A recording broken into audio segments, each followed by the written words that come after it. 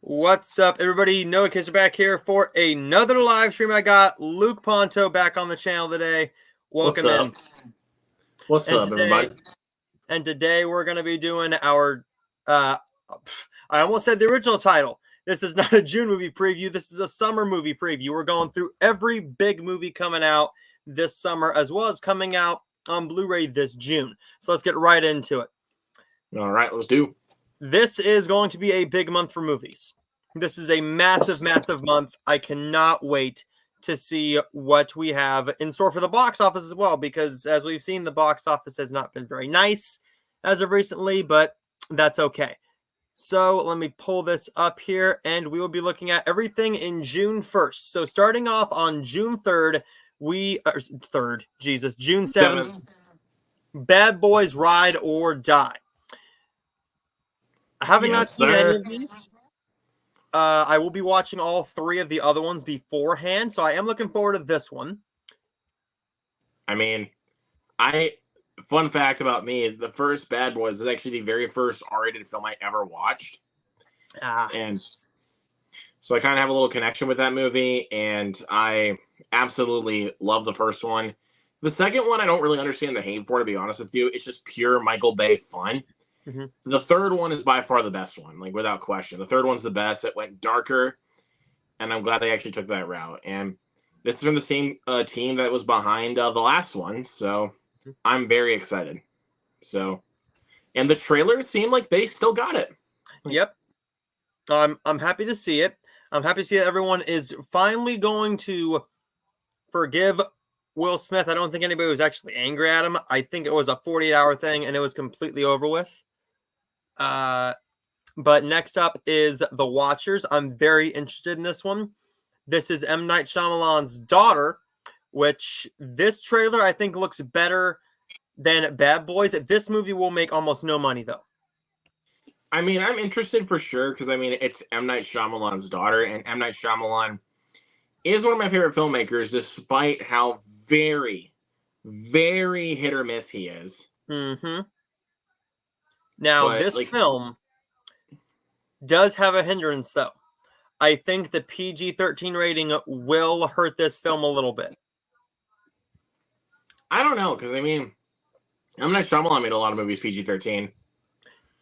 Yeah, but I think that this film is going to have a little bit worse, just because if this was an R-rated film, we've had a lot of darker R-rated horror, and if you look at all the PG-13 horror this year, everyone's going into all that'd only just be 3 movies.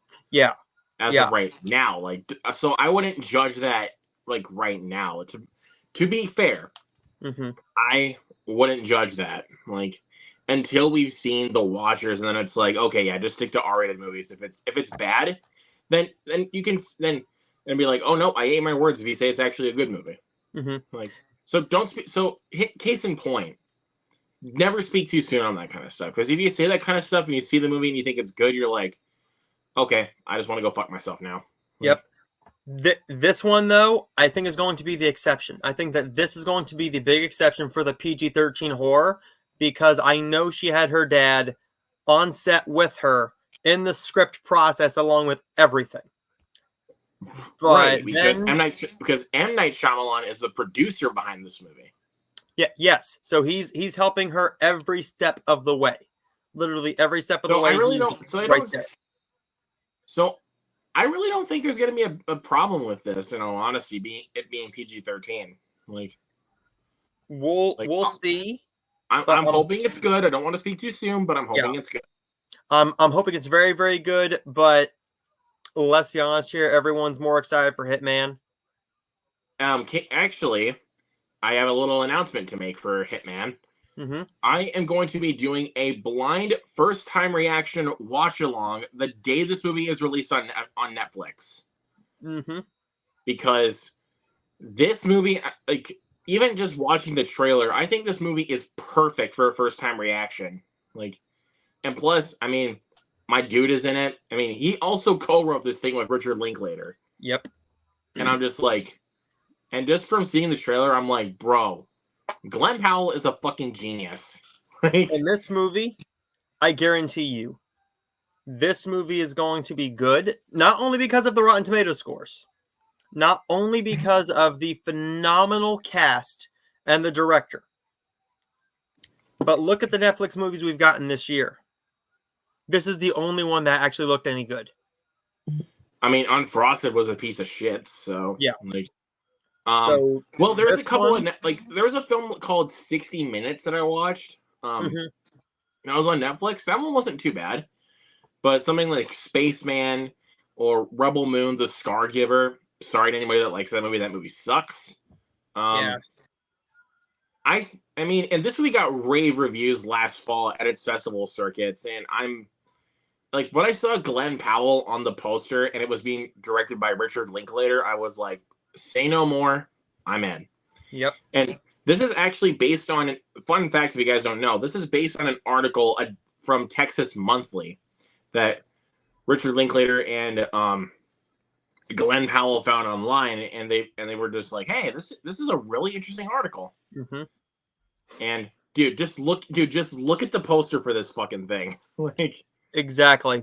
This movie, dude, Glenn Powell in different personalities, especially like the that like motorbike kind of dude.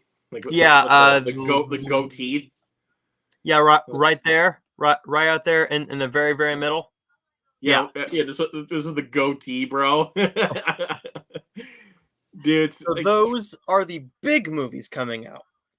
The big ones, yeah. Because I would say the weekend of June 7th. Those are the big ones. Like, yeah, but in limited release, we do have The Exorcism with Russell Crowe, which generic. I have a funny story about that one.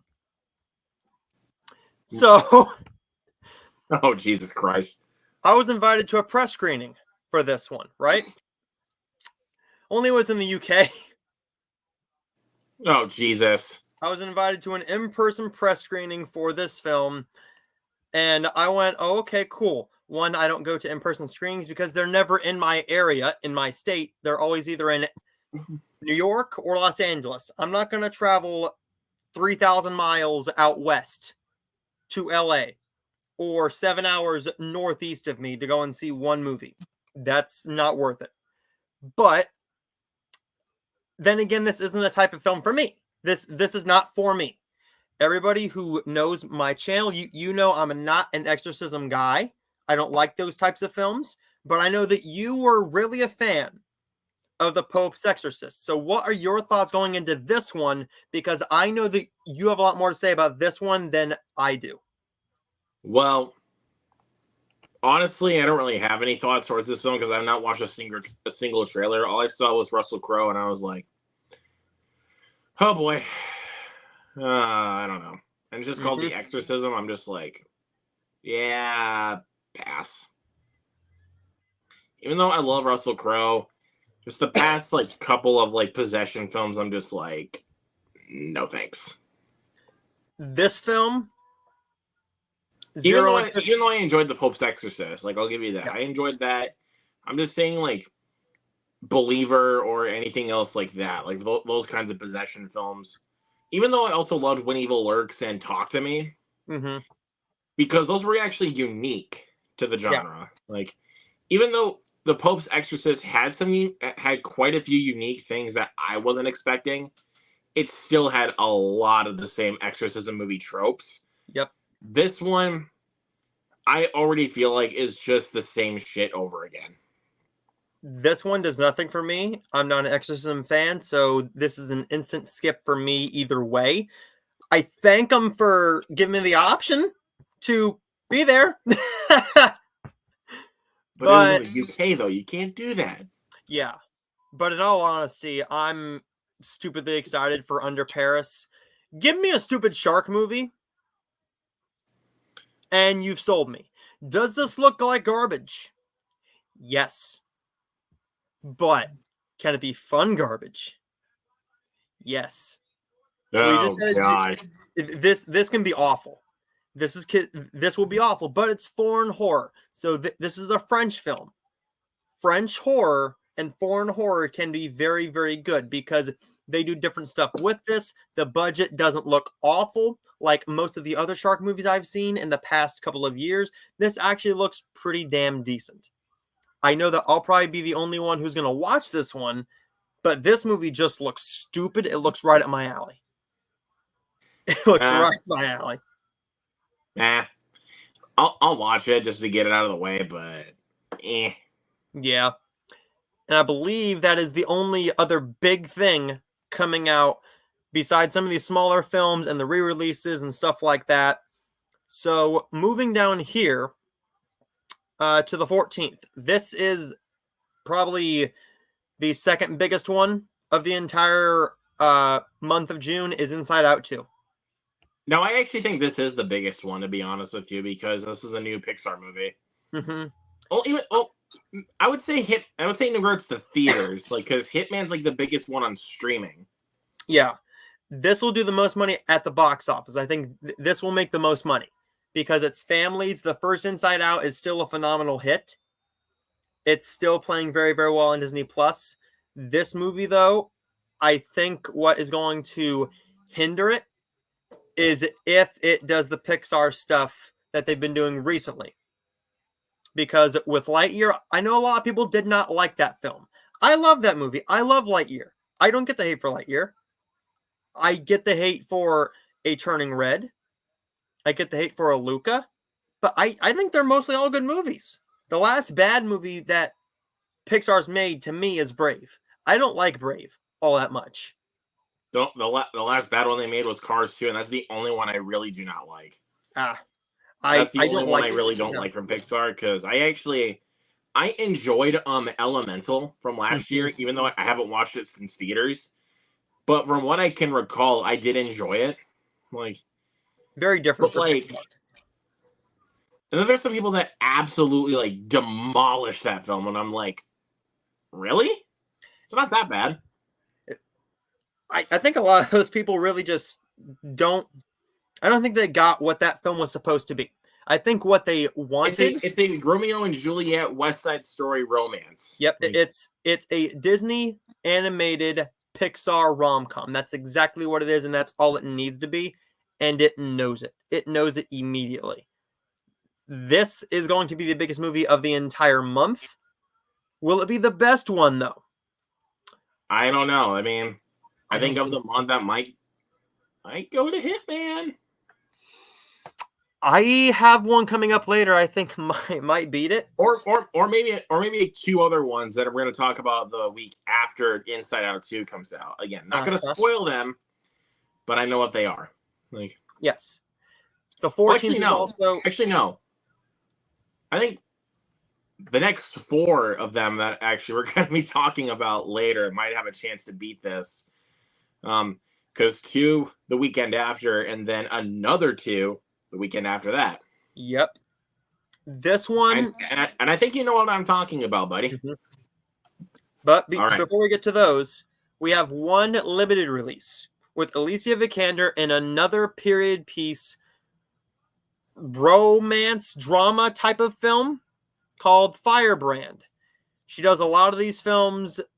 She knows her niche market. They cast her. This is one I'm looking forward to, though. This is Bratz. This is all about the Rat Pack in the 1980s. And for me, this is exciting because The Breakfast Club, to me, it might be the greatest film ever made. It's the most impactful film for me. I think it's the most relatable film that anybody can see in your teenage years or in your early adulthood. Because we all know people like this, especially in high school. This was relatable. This takes place in 2023, I believe, and it's them interviewing multiple members of the Brat Pack, from a Judd Nelson to an Ali Sheedy. I'm looking forward to this. It's on Hulu. I'm gonna eat this up. I think this one might be a little bit better than Inside Out for me personally, but let's take a look at the next week, because next week is huge. It's a huge week. Yep, and the 2 that are listed are the ones that I was talking about. The Bike Riders is one of them. This is one that I am more excited for than the next one, but only because of Austin Butler. This dude has hit. Let's take a little bit of a break to appreciate what this man's done, right? Yes, he was in, this guy, like, I never even noticed it was him in those shows that I watched as a kid, like something like a Zoe 101 or even Aliens in the Attic. I never noticed it was him. And he even had a small role in Once Upon a Time in Hollywood. Correct. Then he went on to his big role in Elvis. His big Oscar-nominated role, which let me just say this. He should have won. Brendan Fraser was great. Let me just say this. Brendan Fraser, I think, deserved it. But at the same time, I'm like, Austin Butler really transformed himself to be Elvis. Like, my thing is with The Whale, right? It's a phenomenal movie, and he's great in the movie. I didn't see that character. I didn't see Charlie. I saw Brendan Fraser. With Elvis, I didn't see Austin Butler. I saw Elvis. I saw him take on that persona of the man I grew up idolizing and loving. Right, yeah. And to me, that's more of a better performance. Not that Fraser didn't deserve it, because he certainly did. He deserved that Oscar. I'm glad he got it. And it's not like Austin Butler is going to go home empty-handed for multiple more years. He's going to have at least 1 or 2 Oscars on his mantle with multiple more nominations. I'm hoping this gets him a nomination, but coming out in June, right in the it's the same thing. It's probably going to be the same thing with Hitman. Like depending on how Glenn Powell's performance is, people are probably going to be like, Glenn Powell should get an Oscar, but then it's out too early. Mm-hmm. But then again, you never know, because sometimes, because remember, a couple of years back, they did nominate Everything Everywhere All at Once for Best Picture, and that was an April release. Yep, and in 2017, they did Get Out, and that was a February film. That was in February. So yeah, maybe the Bike Riders and Hitman may have a chance to get in the Oscar pool. Maybe, but that's what I'm saying. They may have a chance. I never said they have a chance. Yeah, but this is one that scares me more, because have you seen the reactions to Kinds of Kindness? All I will say about Kinds of, like, this is another one that I think might top Inside Out 2 for me. I am a huge fan of Yorgos Lanthimos. Mm-hmm. Like, after watching Poor Things, it kind of gave me a staple that Yorgos Lanthimos is one of my favorite filmmakers. Like, ones like The Lobster, The Killing of a Sacred Deer, and The Favorite. I still have not seen Dogtooth, but after watching Poor Things, I was like, dude, Yorgos Lanthimos cannot do any wrong to me. Like, and then seeing the really fucking funny marketing for this movie with Emma Stone dancing, which is fucking hilarious in my opinion. Yeah. I'm like, this movie looks wacky for sure. Mm-hmm. But I mean, it's Yorgos Lanthimos, so I can't really have any doubt with him. And I mean, if my best friend does get his driver's license by the time this film does come out, I know my theater is not going to play this movie because they did not play Poor Things. I'm gonna be like, bro, we need to go see Kinds of Kindness. Like, it's gonna be a weird one for sure, because I mean, I know Yorgos Lanthimos. Yeah, he doesn't make normal. I mean, if you watch Poor Things, and if you watch Poor Things, and you're like, yeah, this man is not normal in the slightest, brother. His most normal film, I think, is The Favorite, and even that's not all that normal. I would honestly say his most normal film is The Lobster. Like, okay, yeah. Like, in all honesty, even though that film is not normal, still, that's his most normal film. Like, The Favorite is just fucking strange as hell. Like, yep. But The Lobster, I honestly feel like is a bit more normal than most Yorgos Lanthimos movies. For this film, however, for me, I've seen the reactions, but here's the thing, right? I was not the massive fan of Poor Things that everybody else was. I think it's a damn good film. It's a very, very good movie. I just prefer The Favorite. So, with that type of just insane and wackiness that he brought to The Favorite with Emma Stone, I think Kinds of Kindness might be more up my alley than a Poor Things was. Not that I gave that film a low score. I really didn't. I gave that one a 4 out of 5. I really like that movie. It's very, very good. This movie, however, I think has a better chance to make me more excited for his next film, but it's Emma Stone. Clearly, I'm an Emma Stone fan. My favorite performance of hers will always be in La La Land. Nothing will ever beat it, ever. That, and then probably in Easy A, where I first fell in love with that girl. I mean, that was in Easy A and Zombieland. Everybody really fell in love with Emma Stone because of Easy A. Yep. And Superbad. Yeah, but I actually will piggyback off of what you said about Emma Stone's best. I mean, it may be the two most cliched answers. For me, it's La La Land and Poor Things. Yep. And those are the two that she won her Oscars for, which I think is fucking funny. But I mean, I don't know. She had a lot of range to explore in Poor Things. Mm-hmm. To me, to a point where I'm just wow. Her performance blew me away. She was phenomenal. Now, we can't say anything about Oscars yet. We can't say anything about this film yet until we see it, because we have no idea if it's any good and if it's an Oscar type of film. Whereas a Hitman and The Bike Riders already have those feels from the trailers. From the trailers of this, I think that they're going to just say that's too weird. That's too weird. But then again, though, the weirdest film that they but then again, though, they nominated Poor Things, which is an extremely weird movie. For me, the Poor Things was a lot of techs, because those are some of the best techs. This year, the techs are gone. The techs are already sold. They're already given the awards to Dune 2. They're gone. Gone. With this film, I think the only shot that this film actually has at a nomination from the trailers is obviously Emma. She has a real shot here at a nomination. Maybe Yorgos. Maybe. They aren't his favorite. No pun intended. Yeah. And, of course, Dafoe. Dafoe's in anything, there's always Oscar buzz, no matter what it is. Always. Hands down. But they don't fucking give it to him. And then, moving on to the next one. On the 21st, we have a Netflix movie I'm a little excited for. I'm not even going to lie to you. It's Trigger Warning with Jessica Alba. I enjoy a good action film. However, it's Netflix.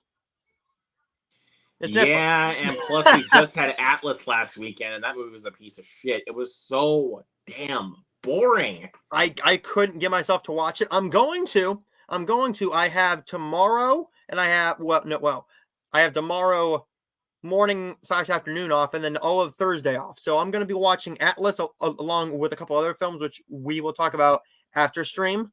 But this movie right here, I'm not going to lie to you, I'm a little excited. I shouldn't be this excited for it, but I am. It's Jessica Alba. At least she's going to be beautiful to look at. Well, that's also kind of another thing with Jennifer Lopez and Atlas. Yep. But I'm hoping this film isn't as boring. But we'll see, I guess. We'll see. Not saying it's going to be good. I'm not saying it's going to be good. I'm just saying there's promise to it. There's some real promise to it. Any action film is going to be interesting. Now, this is one I do want to bring up. I'm a little bit pissed off. This is a re-release. A24 has been doing re-releases in theaters. So they're putting Midsommar, the director's cut, in theaters. I like the movie. I think it's a little overly long. I haven't seen the director's cut, though, so I don't know what it adds to it. I don't know how long it is with the director's cut. I don't know what's added in. I don't know how crazy it gets, but... Probably gets crazier, in all honesty. For that film, I would have loved to have seen this movie have a director's cut at my theater. I'd like to see it in theaters. I would. but we'll see. I'll just say that your theater is A24 cyst. Yeah. Well. I mean, mine is pretty much is too. Even though they only got the Iron Claw and Civil War. Yep, we got Civil War, which I was very surprised about. But we got a lot more A24 films to go, and they're becoming a bigger studio. So I think we will be getting more of them. But I hope we do, because I mean, I know we're not gonna get I Saw the TV Glow, which I think is stupid because that movie actually looks good. That didn't open anywhere. It only opened in like the big in like the big chains, and I'm like, well, what the fuck? If you open in the freaking big chains, then come on. Yep. For me, I'm looking forward to seeing the director's cut at some point. Hopefully, they put it out on an actual Blu-ray instead of their freaking website. But moving on to the 28th. This is my big one. It's this one right here. But we're gonna start off with A Quiet Place Day One. This is another one that I was actually pointing out with this. It's A Quiet Place. It's John Krasinski. No, John Krasinski is not directing this. No, but he's a co-producer and I think an executive producer on it. So he still has his hands in it, just because it's his world. But this is not his movie. Mm-mm. Like this is This from the same guy that directed the Nicolas Cage movie Pig, which was amazing. So I'm really excited to see how he's going to handle A Quiet Place. I mean, I love those first two films from John Krasinski. So, yeah, dude, I cannot wait for this one. I'm looking forward to it. I know I'm going to go and see this in theaters. I've already been told we are going to theaters to see it. So, but this is my big one. Horizon: An American Saga, Chapter 1. This is mine. It is a Kevin Costner Western. What is not to like about that? I'll tell you what's not to like about it in just a second, but this movie can either do two things. It's not going to do anything other than one of these two things. It's either going to completely disappoint me because he has apparently multiple more scripts ready. He's going to shoot them back to back. And if this is not a good film, I'll be very, very upset. The only other thing it can do is that it can be great. It can be a great 3-hour epic, just like Dances with Wolves. That's the only other thing it can be. Because that's my excitement level. He's hyped this up. He's wanted to do this for multiple decades, and he hasn't done it yet. But he also been doing the Yellowstone show. So he couldn't be doing this and that. This is my film for the entire month. Will I get to see it in theaters? I'm hoping.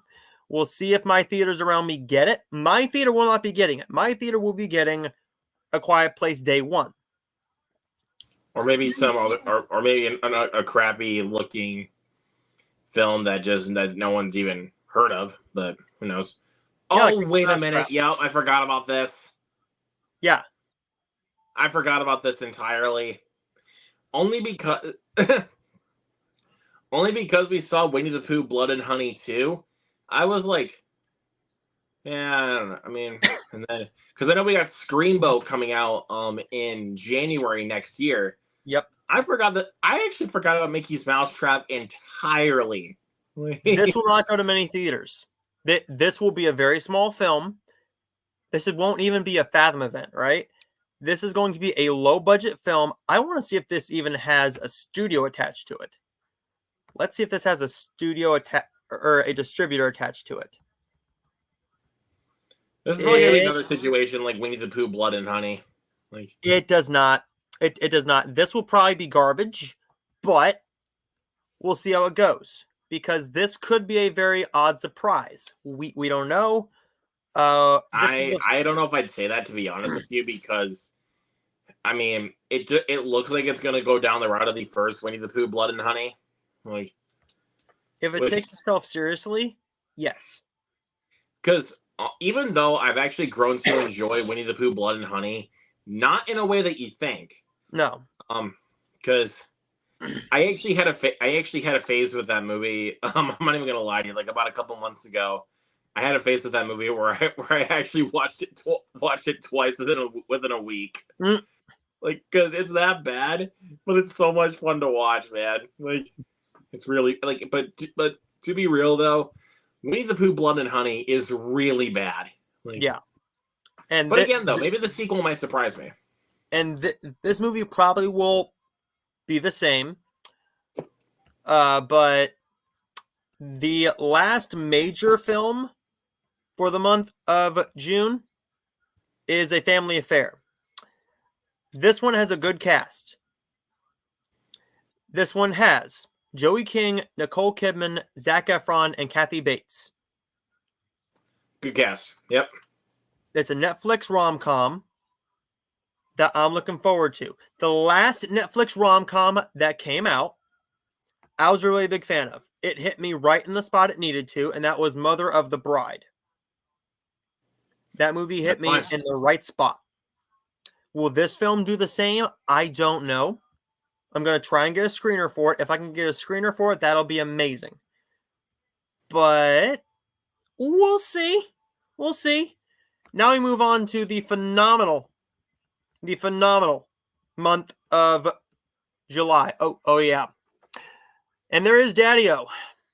There is Daddy-O with Sean Penn and Dakota Johnson. This is not getting a major release. This will go to limited theaters, and it'll be coming to digital probably in late July to early August, somewhere around there.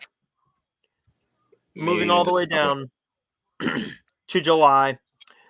Going in order, we're going to go with Despicable Me 4.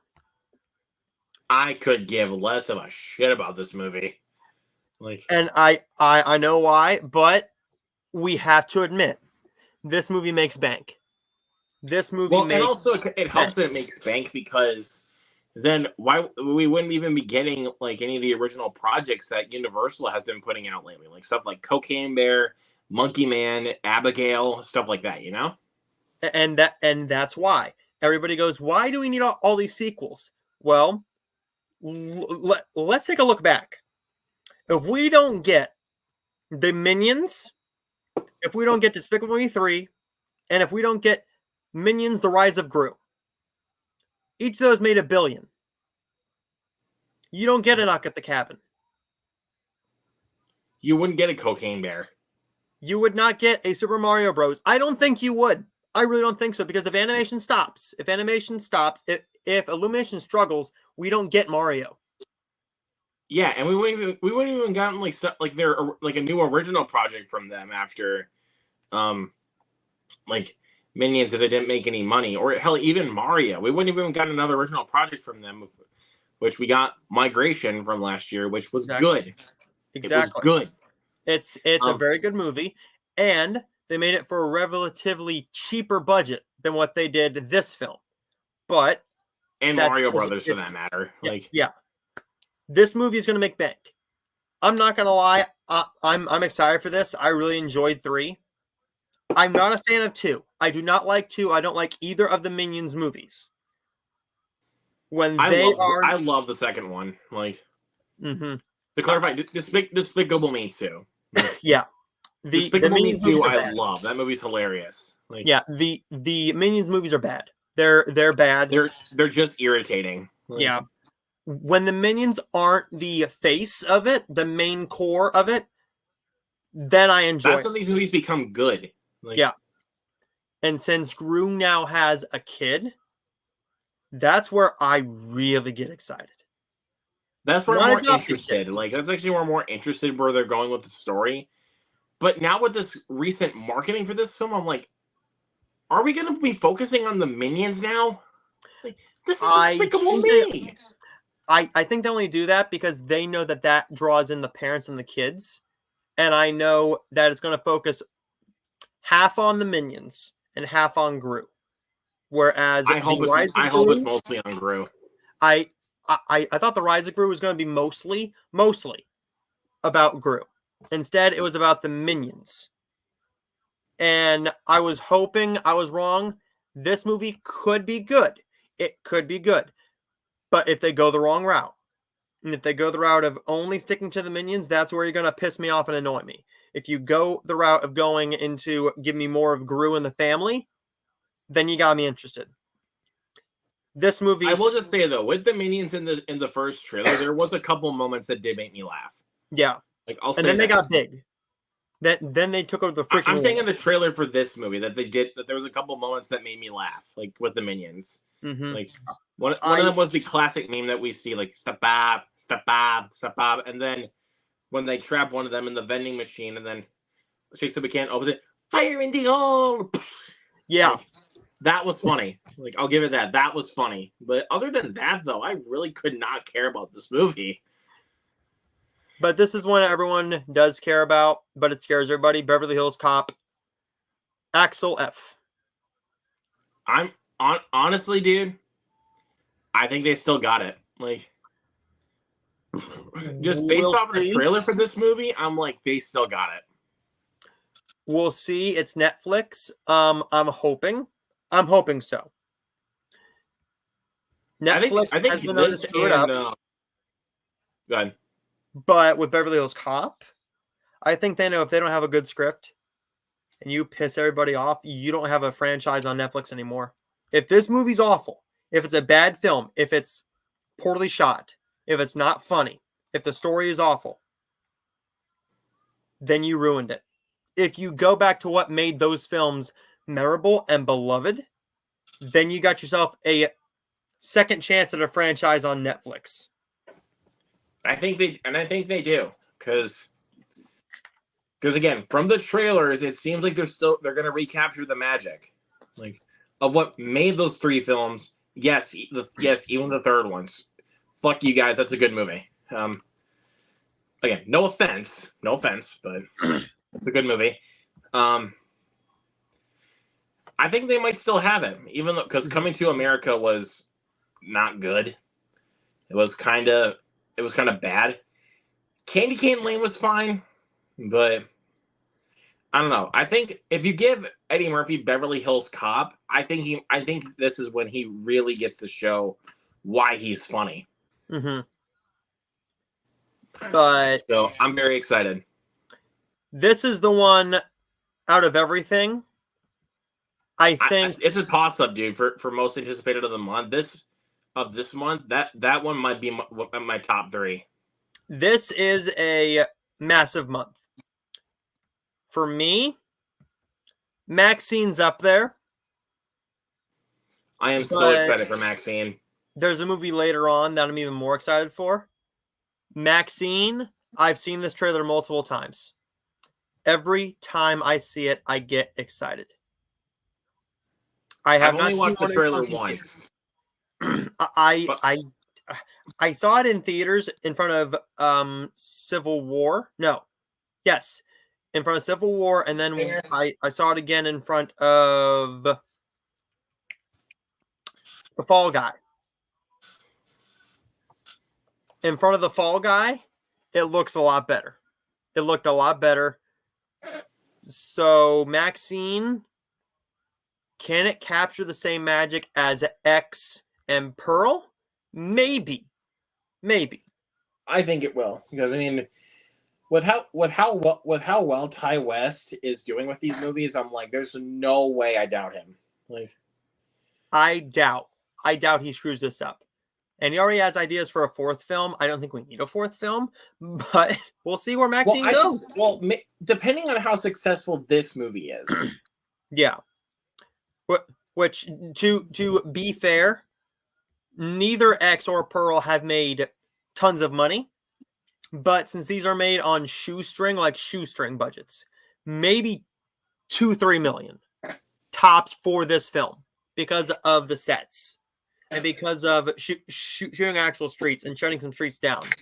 I think that this one actually has a bigger budget than X and Pearl because those were made for $1 million each.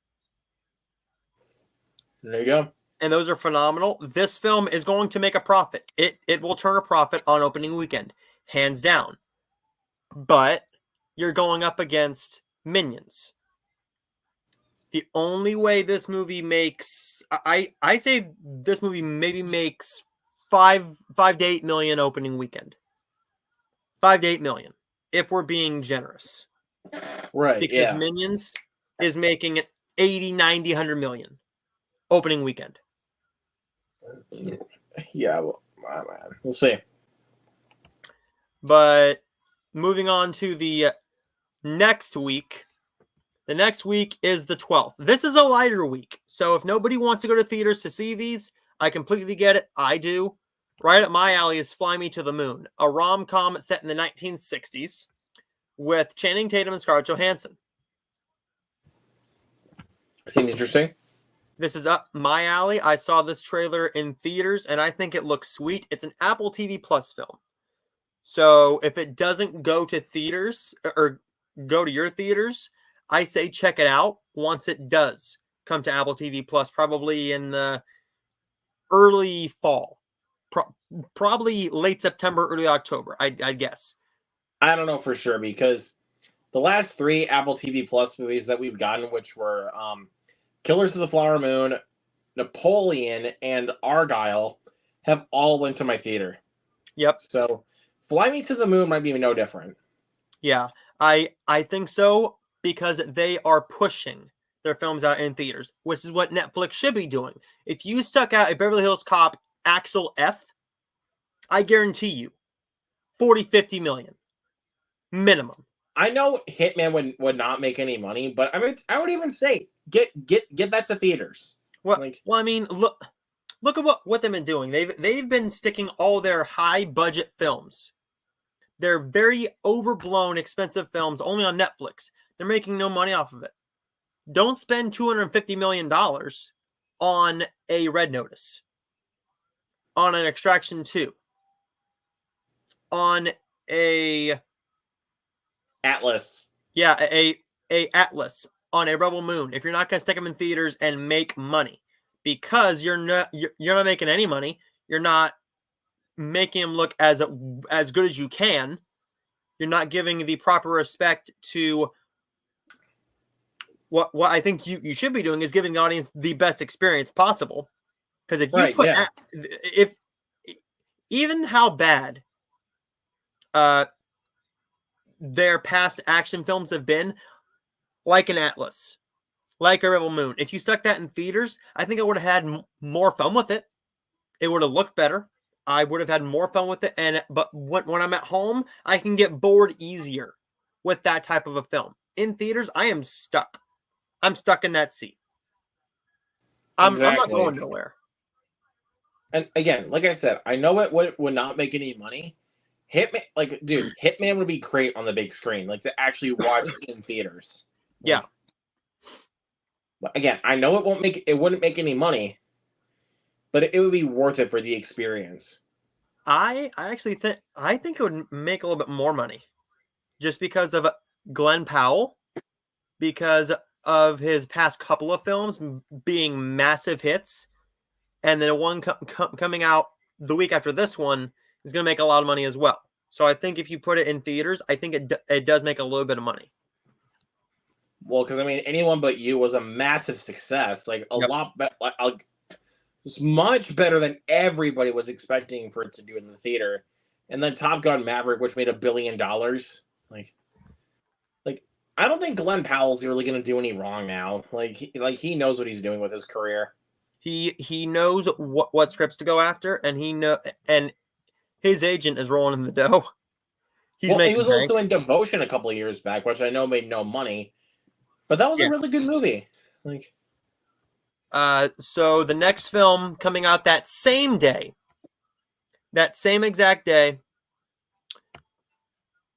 is Long Legs with Nicolas Cage from Neon. I'm hyped because Nicolas Cage is in it. So this movie, I know nothing about it. I watched the teaser trailer, and that's all I've watched. So yeah, I've not watched a single trailer for it. All I saw was Nicolas Cage and Micah Monroe, and I was like, sold. Yep, that's all I needed to know. Yep. The 19th is Twisters. My most anticipated movie for the summer. I am pumped as pigs and shit for this movie. Yep. This as a big fan of the original Twister, like I watched that film actually quite a few times as a kid. And I remember the first time I watched it, that movie actually scaring the shit out of me. Like, flying cars, flying cows, stuff like that because of a tornado. That scares me. So, like that scared me as a kid. But I feel like with Lee Isaac Chung behind the camera for this movie, the director of Minari, which if you guys have not seen that, please check it out. It's great. Yep. But this movie has a $200 million budget. Like, yeah, and this movie will not pull in. This movie needs minimum $475 to break even. I really don't think it's really even going to make any money because of the fact that it's a $200 million budget movie. Because we all know how those past films have been kind of doing recently with the box office. But when you have a name like Twister and you have somebody like Glenn Powell behind this movie, you may have a chance for success here. Like, but I don't know. At the same time, it's like I feel like a lot of people have just been forgetting about Twister. Like, I think what's going to happen here, I think you're going to see a lot of marketing for it. So the marketing budget is going to be at least probably $40-50 million for this. So add in the double that budget to make it 4. All right. Do that. This movie needs $475 to break even, at least, because taking out the 33% that goes back to theaters, I think that's exactly what it needs, give or take. Give or take. It just depends on the marketing budget. For me, the production budget isn't what scares me. It's what the marketing budget does. But what does scare me is what's the week after. It doesn't matter if this movie has legs. It doesn't, because you have the monster movie of the summer in Deadpool and Wolverine the next week. My second most anticipated movie, but actually, yeah, my second most anticipated movie of the summer for me. After rewatching the trailer for it when I saw Furiosa yesterday, which, by the way, you guys need to go see Furiosa. I was like, bro, this movie looks so good. It looks so good. I cannot wait. Come on, let's go. Like, this movie makes all the monies. This movie is going to be $1 billion hit. Like, no question. It's going to be $1 billion hit. Yeah. We're just going to say this very, very, very quickly, all right? This movie does not make money. It does not sell some tickets. It takes all the money and it makes all the ticket sales go through the roof. You will not find a screening. There are screenings in Los Angeles and New York that are selling out. They've already sold out. This movie will have $185 million opening weekend, if not more. This movie, out of any movie of the summer, has the best chance to hit $1 billion. Out of any movie. Yeah, but I think this one will be it. But another thing is, though, like, I don't just always want to look at films just for like the box office that they're gonna make. Like, I just want them to I just want to see if they're gonna be good. Yep. And I lead into that saying, okay, so while the box office is very, very important, it's very important. What the box office leans on is the movie good? If this movie sucks, I think Marvel might be done. If you mess up Deadpool, if they screw up Deadpool, you've lost your fan base. Yes, you mildly screwed up Ant-Man. I still like the movie. I do. I like the Marvels. I've not hated almost any of the MCU movies. I've liked all of the new ones. This one, though, if you screw up Deadpool and Wolverine, you will see people crying. You will have grown men crying, leaving that theater. Because you screwed up their favorite character. You screwed up a character that you should not have screwed up. Deadpool is it for you. Deadpool is the reason that you're going to have a MCU going forward. If not, Marvel's done. I don't care about the Thunderbolts. And again, I don't want them to be done. I want them to give us more content. Like, but this is their last chance. Like, and the only saving grace that I think can save them is now that Big Daddy Iger, Bob Iger, is back in control. He has cut back on all of the content. Whereas with the old CEO, Bob Chapek, what he did is he went, okay, let's make as much content as possible. Let's push it out, make it as quick as possible, and don't worry about the quality. That's what they did with a What If, a She-Hulk, a Moon Knight. They did all that. And this is the first one where I know that Kevin Feige had full control over. He let them run rampant. He let them run rampant. Exactly what he needs to do with a film like this. Like, with the trailers, there's definitely going to be quite a bit of blood. There's going to be a lot of cussing, for sure, and there's going to be a lot of fourth wall breaks. Yeah, I can't that wait. That is Deadpool. That is Deadpool. As much of a Disney fan as I am, I want him to look at the camera and go, I can't wait to fuck Mickey Mouse at the end of this movie. Okay, I can't wait. Supposed to do, man. I can't wait because Ryan Reynolds is the type of person who will make that joke because he knows the core audience for Deadpool knows him. They know his style of humor, but that is July. July is not a very light month. You got 1, 2, 3 massive budget films that are going to make money. The rest of the time, we don't have the Netflix lineup yet, but we do have some smaller films. So Sing Sing, which is a big indie darling from A24 that hit big at the festivals. I mean, it's A24, so you really don't need to say anything. Yep. It's A24, and just look at this dude. Yes, I cannot wait. I mean, come on. Coleman Domingo? I was going to say, is that Coleman Domingo? Like, yep. That looks so much like Coleman Domingo, dude. Like, it's Coleman Domingo and Paul Raci. Okay, don't say anything else. We're done. Move. Hands down. Keep going. Hands down. It's going to be amazing. I love Coleman Domingo. I love Paul Raci with what he did for Sound of Metal. Move on. And then we're going to move on to August. So August is a bit of a lighter month, I think. We still got quite a bit though coming out in August. Like, oh yeah. This might be awful. Harold and the Purple Crayon. But I think from what we got out of the trailer, this is a movie that looks like it works for its target audience. Mm-hmm. It's going to be family friendly. Yes, I mean, it may not be for us. I mean, we might even walk out maybe hating this movie, but it's like the kids might enjoy it. So, who knows? But we did the same thing with DC League of Super Pets. Everybody thought that film looked like absolute garbage.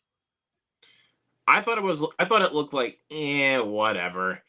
Yeah. And then it came out and I was like, what? Like, that movie actually did win me over. Like I even kind of thought the same thing about Migration. Like, honestly, the first time I even saw the trailer for Migration, like, I was like, okay, this looks childish as fuck. Like, but we'll see. Maybe it might be good. But then that movie actually did win me over. Mm-hmm. So who knows? Harold and the Purple Crayon might be one of those films that, like, okay, this just looks like another kids movie. The kids will love it. Maybe not us. It might even, it actually might even win us over. Like, this movie does have a lot of opportunities because of Zachary Levi, but also you have kids, adults, parents, and grandparents who will go and see this. Because God knows, I remember holding that book as a little kid. I remember holding Harold and the Purple Crayon. Right. This movie, what scares me though is they they've pushed it back so many times. I'm hoping it's because of the visual effects, not because of reshoots or anything else. They pushed it back so many times, and that's the reason I'm a little bit hesitant on it. But the trailer looked charming. And the VFX look good. Like, I'll give it that. The VFX look good. If that's the reason it was pushed back, awesome. If you're going to improve the VFX, that's great. God, dude, I'm hoping it's not terrible. This is the one for me. This is my movie of the summer. This is Trap. And you've already told me so much about this movie, and I'm like, I don't even need to watch the trailer. No. Like, I've heard enough.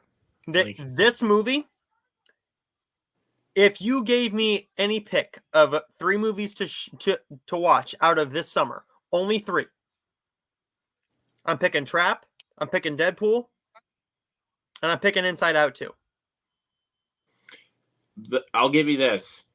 For me, it'd be Twisters, Deadpool and Wolverine, and the next one coming out the same day as Trap. Yep, is my next pick. Which, go ahead and click on it, please, my good sir. Yep. Borderlands. This movie looks awesome. This movie looks awesome. It looks over the top. It looks like so much fun. This movie is going to make money. This movie is going to make money. Let us let us clear this up. We've never played the games. No. But with a cast assembled like this and Eli Roth behind the camera, and how they have sold this film in regards to the trailers as Eli Roth's version of Guardians of the Galaxy, I'm in. And dude, Jack Black playing Claptrap seems like the perfect casting choice, and Ariana Greenblatt as Tiny Tina. Yep. Perfect. Like, I mean, come on now. I'm expelling the excess slag. I can't go if you're looking at me. Like, he's pooping out screws, and he's like, I can't go if you're looking at me. Yeah. Now, like, what I'm hoping, what I'm hoping is that the girlfriend and I do a double feature on that day. Seeing Borderlands and Trap? Borderlands and Trap. The issue is that's her birthday. Right. Okay. Yeah. So we'll see.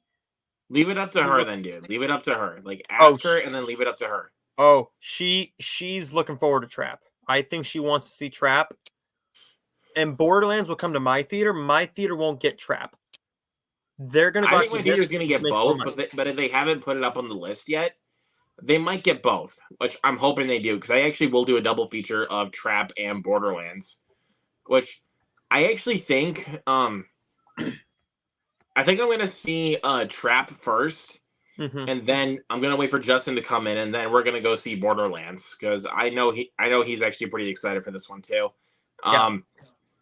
I can't lie to you, dude. Some moments in this trailer, I just cry laughing. Like, this movie knows what it is. Like, seriously, the piss wash scene, like, that's fucking, like, it's gross. It's definitely lowbrow humor, but they know the way that but there actually is a punchline to it. It's like, oh, they got pee on them. Like, there's actually a punchline. Yep. Like they're going through this wasteland, and it's called piss wash. Like, and like, seriously, like, it just splatters on them. He's like, it's pee. It's pee. Why do you think it's called piss wash? How'd it get the name? I'm sorry, dude. Like, you're fine. Just from what I've seen out of that trailer, I cry laughing. Like, oh my god, like just when they kick Claptrap down the hole, and he's like, "Well, destiny awaits. I'm fine." Yep. Oh, and this next one we're gonna talk about, I'm really looking forward to. Cuckoo. It's Cuckoo. It's Cuckoo. This movie, I've actually heard, is a lot like Barbarian in a lot of ways, where they don't show you a lot of the marketing. This movie, like, I feel like this movie is going to take a lot of left turns. Like, now this movie is going to open very, very limited, but with Barbarian being a big hit, that made a lot of money on a $3 million budget. Right. This will do the same. and it's coming out the same weekend as Trap and Borderlands. Mm-hmm. So I'm gonna have to convince Justin to take me to go see Cuckoo. Like, I'm gonna have to convince him to take me to see it. Like, which I think if he's into the trailer, definitely. I'm actually not gonna make him watch the trailer. Like, I'm not gonna make him do that. Like, that's another thing. Like, even though if we get some of them in front of the movies, I'm actually not gonna make him watch the trailers. Yeah.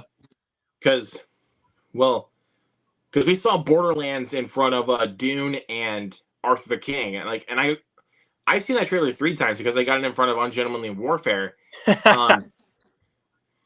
And when I saw The Strangers Chapter 1, that was actually when I got the trailer for one of the next movies on the list that we're going to talk about, which I think you want to... Not that one. No. On the left. Up. Crow. Yep, The Crow. And I was like, bro, this movie actually looks awesome. But let's go ahead and go into the next one, which is actually my number 4 most anticipated of the summer. Alien Romulus.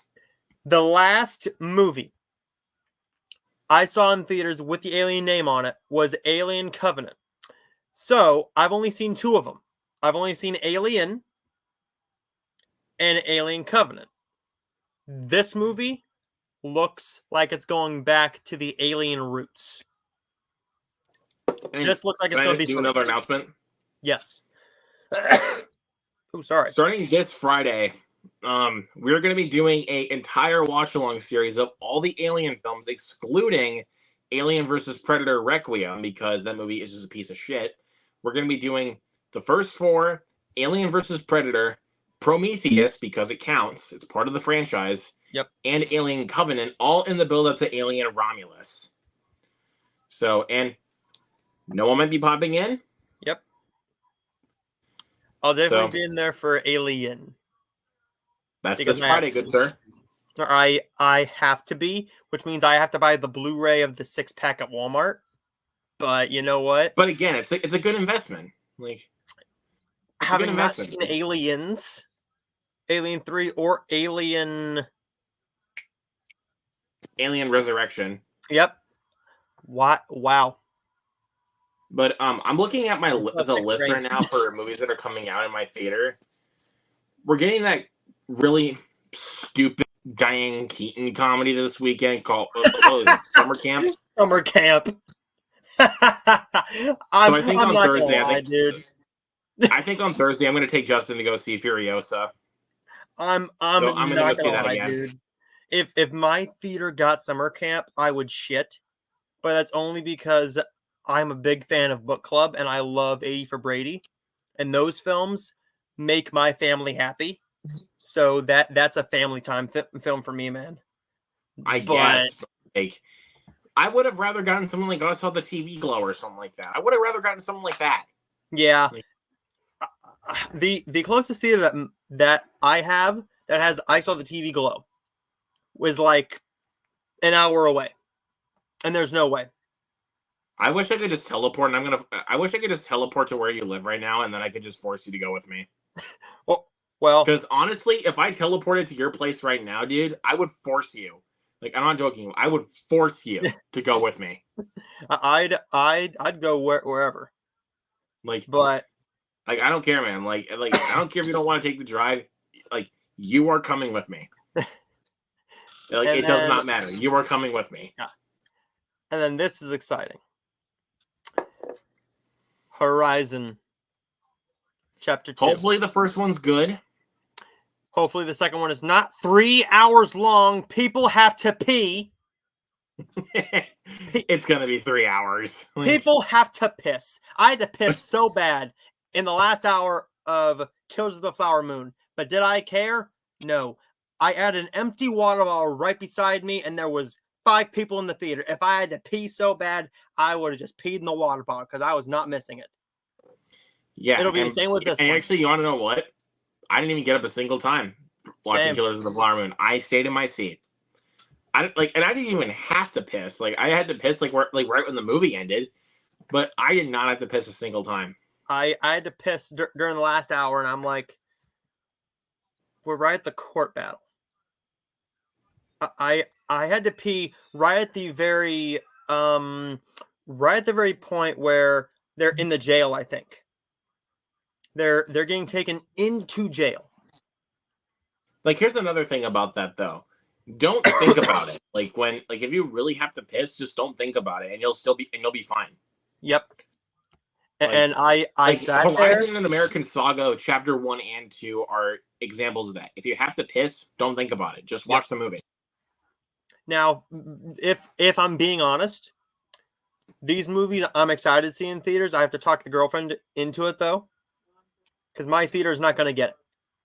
And they come out the same day as two massive movies. Two massive movies. I was definitely seeing Alien Romulus first that weekend. I'm definitely taking Justin to go see Romulus.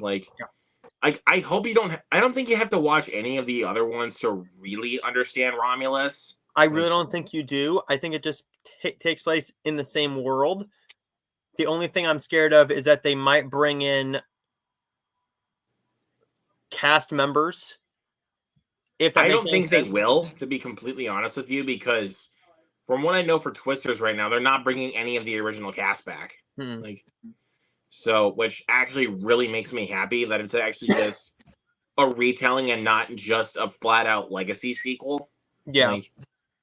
Even though Top Gun Maverick was like a perfect legacy sequel, for Twister, I'm like give us you can give us the same story. But don't be like, okay, yeah, we're going to bring back all the original cast members. Even with Bill Paxton dead, we're going to recast him. No, don't do that. Give us new cast members that actually feel like they belong in this scenario. Like a Daisy Edgar Jones, and Anthony Ramos, or Glenn Powell. With the Alien film, I'm excited for it. My issue is, though, it's going to take money away from Horizon. But Alien's been around a lot longer, and I think that these two films, the Horizon films, if they're good, are more Oscar bait films. I think they're both a passion project and Oscar bait films. Yeah, I think I'd agree. And then the last couple of them, I forgot one for August 9th, but let's just talk about it here. I haven't seen the trailer for it. It ends with us. You either love or hate the author for Colleen Hoover. I haven't read any of her books. I don't know any of the controversies, so I don't care. I'm going into the movie. I'm the rom-com guy. I'm the romance movie guy. Obviously, I have to see this movie. Right, yeah. And then looking at the 23rd, we have The Crow. Now, I don't understand the hate that's going around this movie. This looks badass. I think this looks fun. Because, again, I saw the trailer for this in front of The Strangers Chapter 1, which is a terrible film. But when I saw this, I was like, bro, inject this shit into my veins. Mm-hmm. I need to see this. Even though I hope they don't tarnish the original Crow's legacy. But I think built with Bill Skarsgård in the lead role, I can't doubt him. Because I think actually a little bit later tonight, I am going to be watching Boy Kills World. Okay. And this will make me judge him to be in this movie. Because from what I've seen, I'm like, dude, this guy's a badass. He's awesome. He's actually one of my favorite actors in any horror movie ever. In It. Oh, I love that movie. That's one of my favorite movie theater experiences. Hands down. I remember in theaters, right?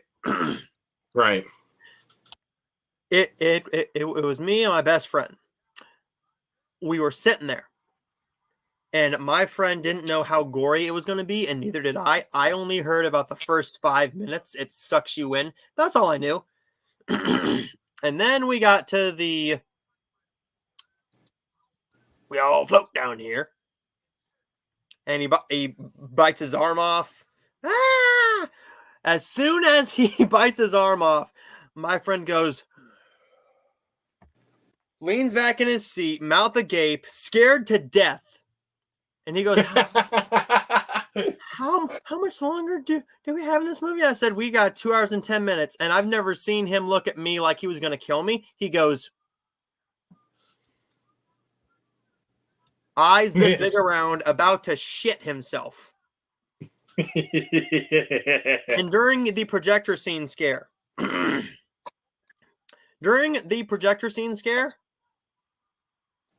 was in a row. And I have to preface this. This is not a racist joke. It is not a racist joke. It's actually what happened. We're the only 2 white people in our row. The rest are all heavy-set black men. All right.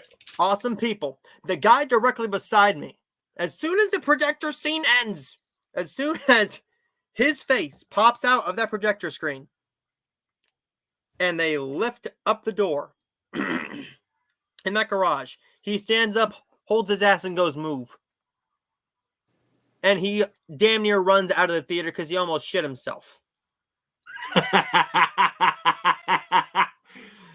And every single scare in that movie, man, every single scare, everybody was checking on each other in the theater. Everybody was asking, so are you all right? Yeah, man, I'm good. Are you all right? Yeah. I've never been in a theater like that since. In chapter 2. Oh my God, that's actually really funny. In chapter 2, I had 2 teenage girls directly beside me. One seat to the left of me, empty. To the right of me, a bunch of teenage kids with a couple of chaperones who were parents. This one kid's he's talking all sorts of crap, going, I hope there's boobies in this. Oh, I hope there's some titties in this. Me being me, knowing what's in the movie with the old lady. Yeah. I went, oh, there's some in it. and he was waiting. I've never experienced this either. I shit you not. This teenage boy, as soon as that old lady runs out of there and you see what she does, he takes his drink, he stands up, and he walks out of the theater, and he doesn't come back for 15 minutes. He doesn't come back for 15 minutes. Oh my God. The sad thing is nobody knew how long the movie was either. Before the movie started, I usually get there a good 30 minutes, right? Right. And the girl sitting to my right goes, so how long is this movie? And I said, it's about 2 hours and 40 something minutes. What'd she say? Yeah. And the guy goes, no, it's not. I said, you wait. Yes, it is. Yes, it is. They were very angry. But you know what? It's your fault for not knowing how long the movie is before going in. Right. 2, if you're going to be that immature to go into a movie when there's chaperones behind you the entire movie, going, oh, I hope there's boobies. I hope I get to see some boobies. I hope there's titties in this. I'm going to give you some false hope. I gave that kid some false hope, and I did not lie. There were boobies in that movie. There were. Not what he wanted to see, but there were. So I didn't lie. He wanted to see like a 20-something-year-old girl's like tits. He wanted to see Jessica Chastain. That's what he wanted to see. That's bullshit. But if you want to see that, you might as well watch her in Lawless. Or if you actually really want... No. If you really want to see... Dude, if you want to see real tits, then go watch No Hard Feelings. Yeah, there you go. Just go watch No Hard Feelings. But the Crow looks really good. I'm glad they moved this from the date it was originally supposed to be at, because this was originally supposed to be on the same day as Bad Boys Ride or Die. That's correct. So I'm looking forward to seeing what this can do at the box office, because the movie that comes out the same day as this one isn't going to make much money at all, and that's Blink Twice. This is an Amazon comedy with Channing Tatum. This won't make much money. I mean, I love Channing Tatum. But... And Gina Davis. Oh, okay. Okay, cool. Yeah. I'm gonna watch it, not in theaters, but I'm gonna watch it on Amazon. And then the last film for the entire month of August and for the summer, well, maybe if the fucking thing will work. Oh well, we'll do it this way. It's Reagan. Yep. I've been following this film for a long time. I've been following this movie for a very, very long time. Just because I have been looking forward to this movie, because I'm a fan of the presidential type films. I enjoy a good biopic. I'm hoping it's a good movie. I'm hoping it's good. There you go. And to finish off this video, we will be going over the what's coming to Blu-ray, what has been announced for this summer. All right. Because we might as well, because it's still summer movie season. Sort of. In a way. I mean, there's movies coming out in the summer. That's how I am justifying it. There you go. Hold this up. There we go. Okay. Looking at what's coming out in June on Blu-ray, we have a massive amount of stuff coming out. People's wallets will be hurting. Yep. Well, it'd be great if it works. There we go. And boom. There we go. So we will have June 4th, we have Founders Day. I have not seen it. No, get that away from me. Get that away from me. Get it away from me. I have not seen it, but I have been offered a screener for it, so I took the screener.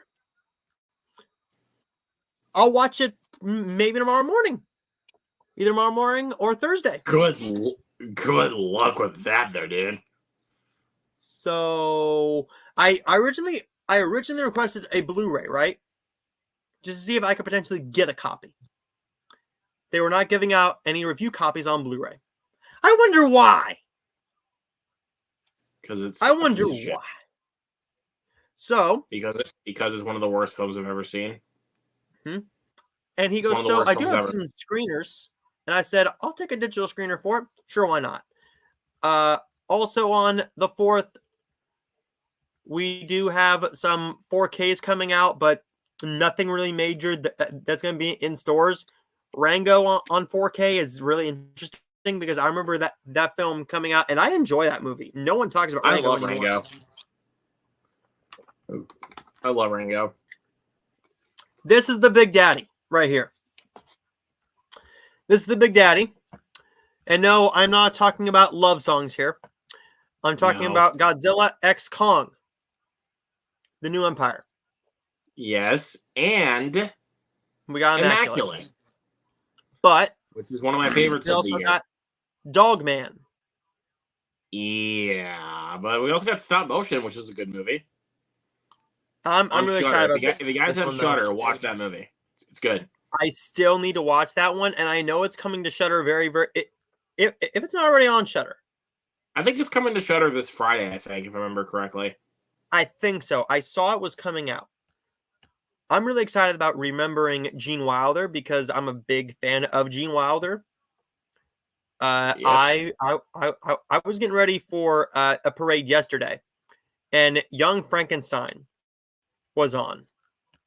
And I remember when that movie's on, no matter what point it's at, I have to watch at least a little bit of it. I missed my favorite scene, though. I was very angry because I love the scene where they get up to the castle, and he goes, "What knockers?" Oh, I thank you, Doctor. Dung dung dung. What knockers? Oh, I thank you, Doctor. All right, Booker. let's move on.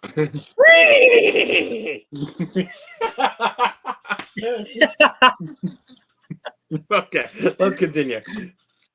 But this is very exciting for Shrek fans. We have Shrek 4 movie collection coming to 4K. Yes, sir. I don't care what anybody says. Shrek is one of the greatest films ever made. It is one of the most quotable films ever made. It's a comfort movie. Hands down. Get out of my swamp. What are you doing in my swamp? Donkey, get out of my swamp. And then we have, oh wow, that's not a bad deal either. 5104, that's not bad. Not bad at all. And then moving down here, we also have on the 11th. We're moving at a snail's pace here. That's okay. We also have a singular 4K of Shrek Forever After. So if you've bought the other ones, cool. I don't know anything about this. I'm not even going to lie. Mute Witness, I know nothing about it. No, continue. I know it's a horror film, and they had the DVD at Big Lots for multiple years at $3. That's all I know about it. Right, moving continue. down here to the 18th, a great film here in American Fiction. One of my favorites of last year, and I cannot wait to own that finally on Blu-ray. Then we also got RoboCop the remake. We got RoboCop 2 and Beverly Hills Ninja, which is a very funny movie. I just watched Beverly Hills Ninja for the very first time. That's funny movie. Funny.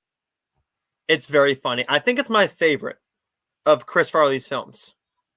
Hot take, dude. That's a hot take, but I did not like Tommy Boy. Beverly Hills Ninja. I did not like Tommy Boy when I first saw it, but that was years ago. So I think it's time for a rewatch. Oh yes, it is. Yeah.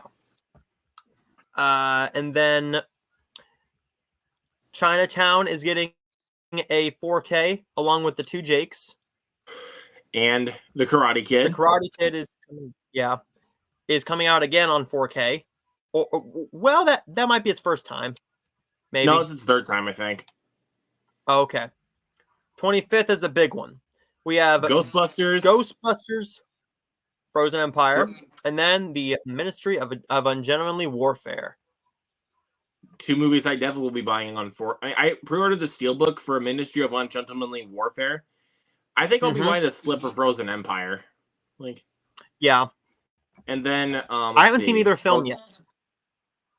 I would definitely morally recommend the Ministry of Ungentlemanly Warfare. The Boys in the Boat, I could care less. I'll just wait till that bitch goes for cheap until I buy it.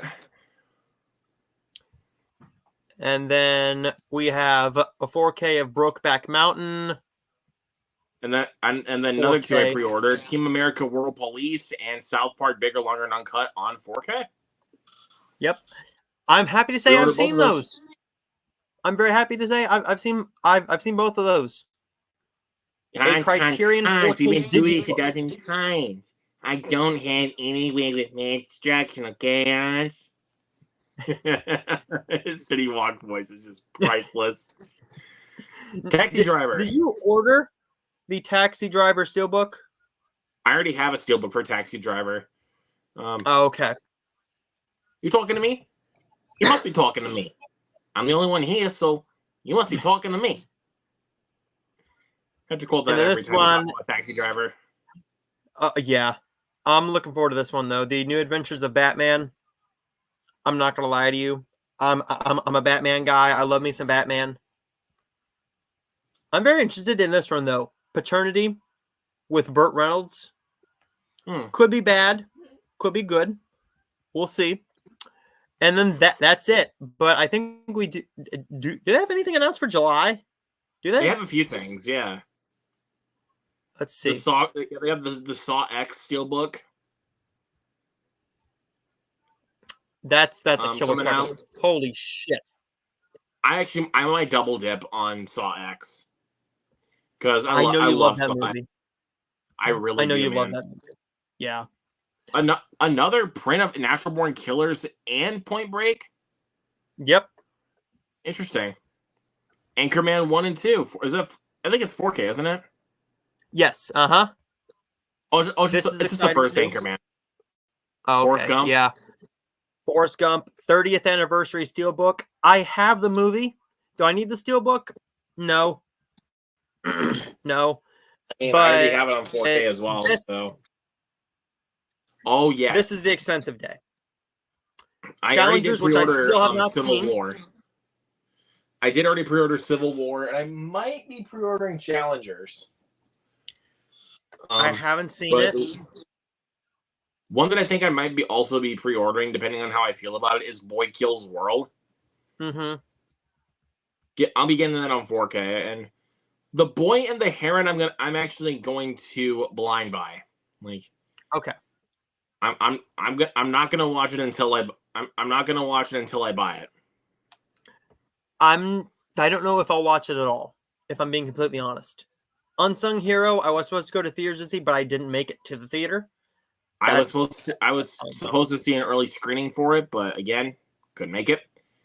Origin, you got Twister 4K, Twister, and then we got Origin up there. Yep, Origin. Ava DuVernay's movie, along with nothing much else. 16th, but the next we do have this movie, The Last Stop in Yuma County, which I do plan on watching. I want to rent that one so badly. So I've heard such good things about it that I have to. Yes, I wasn't going to watch it. Perfect Days. Everyone's raving about it. Criterion. A 4K steelbook of Rocky Balboa. Yep, and then Captain Phillips. But here's the big one. Big one. This is childhood. It's SpongeBob. SpongeBob SquarePants movie, dude. It's a classic. Not that we're men. Do I care that I don't have 4K? No. I don't have 4K. But you know what? I don't own this movie on DVD or Blu-ray. I have it on VHS. This comes with a Blu-ray. Yeah. I have it on VHS. That's how I should tell you something about me. So I will be pre-ordering this. I already did. Like, I'm I don't think I've ever hit pre-order. I don't think I've ever hit pre-order faster on anything that I've ever pre-ordered. Everybody got so excited. I need it. I need that in the collection. I really do. I need it. I think that's one that we have to do a watch along for. We're doing that next month. Yeah. That's hands down. Hands down. I'm actually going to probably pre-order that tonight because I want to have it. I want to have it. And then we got the Rocky. That's one we definitely need you there for, good sir. Yeah, I need to be there because SpongeBob is love and SpongeBob is life. SpongeBob is phenomenal. Yes, it is. And then the 23rd, we have Arcadian with Nicolas Cage. Solid movie. Actually, that's a solid movie. I've been cautious about it. I want to. Just it's a quiet place without the sound gimmick. That's what it is. Yeah. That's all you need to know. Justice League Crisis on Infinite Earths Part 3, which I am going to buy because I have the first two. Yeah. Which I hate Part 2, I am still going to buy Part 3. I thank you for giving me those two things. The codes, that is. Yeah. I'm not going to lie to you, though. When that comes out on digital, I'm just going to pay the $20 so I can just watch them all back to back to back. Prayers up for you, sir. Yeah, I know it's going to be 4.5 hours, but I didn't want to do exactly what I did with Batman: The Long Halloween. I watched part 1 and then I waited, and I wanted part 2 right then and there, and it did not happen. So, right. So I'm just going to watch all 3 back to back to back. We have Jaws. Oh, wait. Go back up. Go back up. 3. Go back up just a little bit. In and Out. Yes. That's an underrated movie right there. If you guys have not seen In and Out, check it out. It's really good. I have not seen it yet. Check it out, dude. It's actually really good. Then we got Jaws 3, Jaws the Revenge. Isn't Jaws 2 up there somewhere? We already have Jaws 2 on 4K. Huh. For some reason, I thought they were releasing a pack. Oh, well. Risky Business. Another Criterion I pre-ordered, Risky Business. Just take those old records off the shelf. I said, listen to by myself. Okay, shut the fuck up. Yeah. We'll get copyright. And then this dude right here. Woo! Three Stooges collection. It's going to be a big price to pay. I can't do it. I think I might do it, man. The Three Stooges was my shit growing up. I love them, but it's $200, and you're not getting all. No, I have to wait. Then I have to wait. Like, yeah, it's $200. If it was $100, sure. I'll wait for that to go on sale, but the next one that's in this list, I'm definitely buying The First Omen. First Omen. And then we have Sting. Sting, who really cares, to be honest with you? Who really cares about that shit? Everybody's in the game for The First Omen. Yep. Ted Lasso, the complete series. I might be buying that. I don't know. I haven't watched the show yet, but I might be buying it. I'm going to start the show. I'm going to start the show soon. Ali G into House has a Blu-ray coming out. Cool. 4K of Election. And then that is it. That looks to be about it. I just want not yet. I'm hoping that I'm wrong about the $200, but we're $230.99. I have to wait on that. I want that so bad though. I really do. I want it. I already own them on DVD. I already own them all, so I don't need it. I feel like I need that though because that is everything. Yeah, same. But that's everything. That's the summer movie preview. And we will take a look at everything we have in the comments. I didn't want to take away from the whole stream, so let's get right into it. Hello, welcome in. Hello. What's up? He asks, have you seen Runaway Train? No, I have not seen that movie yet. No. I've seen Bullet Train, not Runaway Train. That's a phenomenal movie. That movie's great. Peaky Blinders. I don't know what that is referencing. Okay, cool. Thanks. Yeah. Next up, and the last comment is Russell Crowe looks like John Goodman there. Okay. I don't see the comparison, but whatever. Cool. But there's everything, guys. Thank you guys for watching this video. Like and comment and subscribe if you're new, and we will see all of you guys next time. But first, before we leave, we got to see where Luke is at, and what do you have coming up on the channel? Well, for your information, good sir, I'm on Instagram, Twitter, TikTok, Letterboxd, Serialized, Criticalist. I'm on all those platforms, and of course on YouTube. I haven't checked my subscriber count for the last hour, but last time I checked, I am 3 subscribers away from 600. So when I get to 600 subscribers, I will be doing a celebration stream. Mm-hmm. So yeah, basically every 100 subscribers leading up to 1,000 for me, there will be a celebration stream. Yep. So that, because your guys' support means everything to me. Mm-hmm. So yeah, that's pretty much it. And also Alien watch along on Friday. So, and this guy will be there. So, and then Candyman, I think will probably be on the 4th of June. Probably. Okay. Again, still trying to get that figured out. But yeah. And then obviously on June 7th, that will be the watch along first time reactions for Hitman. Yep. And you guys can find me right here. This week, we do have a brand new episode of Heart Full of Hallmark podcast.